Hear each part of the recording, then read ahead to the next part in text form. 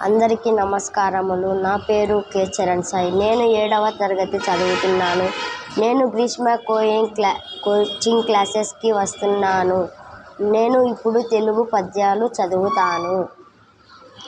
నా గుండె గవాక్షంలోనే కాదు, మూసిన నా కన్ను రెప్పలపై కూడా అక్షరాలు కవాతు చేస్తుంటాయ్, నిద్రాభంగం చేస్తుంటాయ్. కలలు రాలని రాత్రి అక్షరాలంటిని తావు, నా కంటికి వంటికి లేవుగా.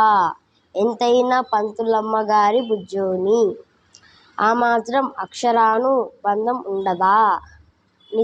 నిద్రపోయేటప్పుడు అమ్మ అక్షరాల కంబళి కప్పిందేమో.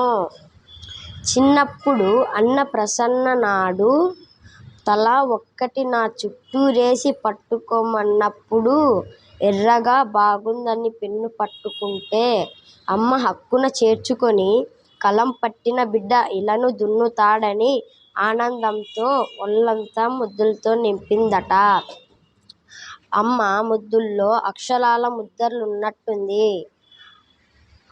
ఒంటినిండా అక్షరాల సుద్దులే. ఇప్పుడు ప్రతి అక్షరంలోనూ అమ్మే కనిపిస్తుంది.